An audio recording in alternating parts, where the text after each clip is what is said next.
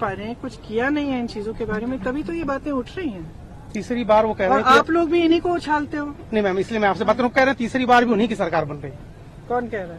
प्रधानमंत्री जी जनता कह से रहे हैं। पूछिए जनता क्या कहती है।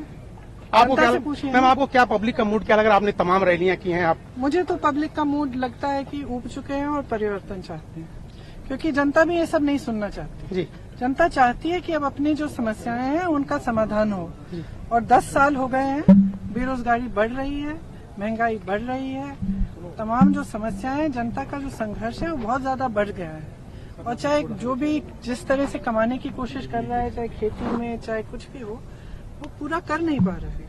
तो मुश्किलें बहुत बढ़ चुकी हैं और लोग अब ये नहीं चाहते कि उनको इधर उधर की बातें हम बताएं और उनका ध्यान भटकाया जाए। लोग चाहते हैं कि उनकी जो समस्या है उनका समाधान। मैम 10 साल पहले रोजगार की बात की थी, 2 करोड़ रोजगार देंगे। उसके बाद पेंशन की बात की थी, लोगों को घर देने की बात की, हर घर में जल देने की बात की, नल देने की बात की।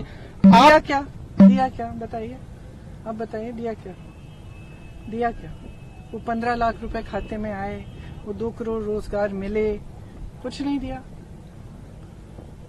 तो परिस्थितियां तो एकदम अलग है ना।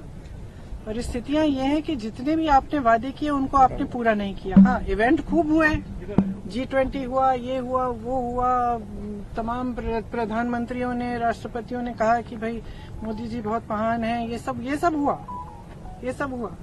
लेकिन जनता के जीवन में जो उसका रोज का संघर्ष है, जो किसान का संघर्ष है, श्रमिक का संघर्ष है, महिलाओं का संघर्ष है, तो उसमें क्या बदलाव आया? मैम राहुल जी हर सभा में पूछती हूँ हाँ। कि भाई आपके जीवन में परिवर्तन आया कि नहीं आया, और जवाब हमेशा वही है कि नहीं आया, तरक्की नहीं हुई। राहुल जी पर खास तौर से जब आप देखिए तब उन पर पर्सनल अटैक भी बहुत ज्यादा होते हैं और वो लगातार आगे बढ़ते हैं, वो इन चीजों पर ध्यान नहीं देते। इसके पीछे आपको क्या लगता है, क्या रणनीति? किसकी रणनीति? आप पर्सनल जो भी राहुल की रणनीति जी राहुल की ये रणनीति नहीं है। देखिए, एक स्वभाव होता है जी। कुछ इंसान अपना ध्यान जो है अपने काम पे रखते हैं और कुछ बातों पे रखते हैं, कुछ दिखावे पे रखते हैं। किसी की असली श्रद्धा होती है, किसी की नकली श्रद्धा होती है। अब भैया की श्रद्धा असली है इस देश के लिए, इस देश की जनता के लिए। भैया का ध्यान अपने काम पे रहता है और उनको बिल्कुल कोई परवाह नहीं है कि कोई उनके बारे में क्या कहे क्या नहीं कहे। भाई बहुत साल हो गए हैं, अब तो जनता भी पहचान रही है कि जितनी चीजें उन्होंने कही सब गलत थी, सब इतने बड़े झूठ थे, चाहे उनकी पढ़ाई के बारे में, चाहे उनके बारे में, इतने बड़े झूठ थे। अब तो जनता खुद देख रही है।